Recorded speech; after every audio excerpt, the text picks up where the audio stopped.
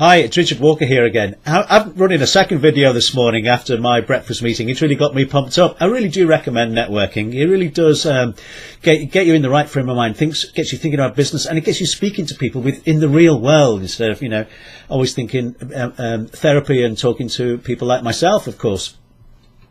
Whatever your business is good, it's good to network. Okay, so I've been talking about the core problem, that we only have like one problem, remember?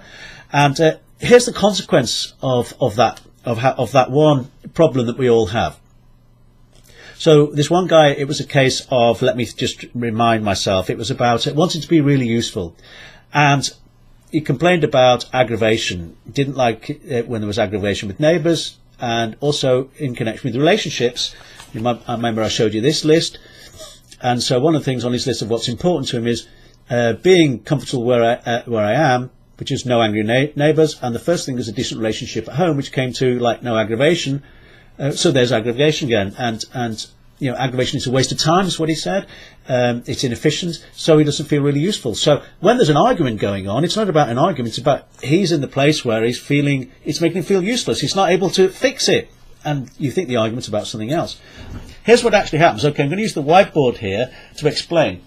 So first of all, I'm just going to say the top axis is how strongly you feel in some kind of arbitrary way, okay? Let's not worry too much about this. And this way is time along the bottom over time, okay? So let's say there's difficulty in this guy's life. So it could be whatever it is, you might feel, well, we'll stick with that one. So when there's difficulty, he's going to feel an intense feeling about that, like when there's aggravation, okay? And then, so he'll want to do something about it. And when he does something about it, it will start to feel better. And then things will start, so the intensity of the experience will start to go down. Fine. But here's the thing, if you're mainly focused on not having aggravation, that's not the same as looking after a wonderful life the way you want, about avoiding aggravation. So things will slip and slide. You won't see it happening until there's some kind of blow up. And then it'll get sort of, and can you see how things will just keep cycling over time?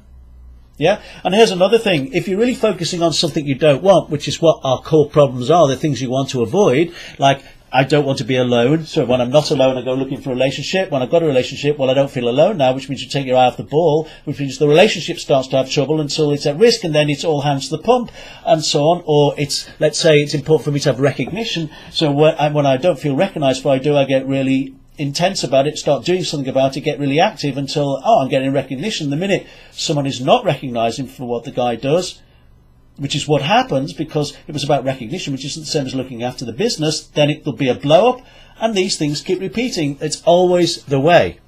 So what's the answer? Well, the answer is to get rid of that. I said there's one other thing. If you're trying to focus on something you don't want, or you can't not think about something you try not to think about without thinking about it. Yeah, you know that, the pink elephant effect. If I said you don't think of a pink elephant, what happens? Exactly. So if you really don't want to have aggro, what are you focusing on? If you really don't want to go financially broke, what are you focusing on? Exactly, the negative. And how do you set goals? How do you make goals come true? You really focus on that and obsess on that goal. So when you're really trying to not have something, even though it's in the back of your mind is seeking out that thing, the thing that you don't want, because the negative counts for nothing. You can't not think about something you're trying not to think about. So that exaggerates this and guarantees it's in the future because your mind is seeking it out for you. This will carry on until either you die or you stop doing anything. You can always just get off and forget about it. But even though this guy's retiring, in this case, he'll start doing it in something else. Find some activity and the pattern will repeat. The only answer is to get rid of that one core issue and all the other problems go away. And that even you'll be surprised how it underpins your stresses and ultimately your physical symptoms as well. This is not a medical way of looking at things. This is about saying the book stops here. Somehow I'm responsible for my health, well-being and happiness and success. If you're not willing to do that, this is pointless for you. But if you're willing to take that point of view, this is the way we go. I hope that's helpful.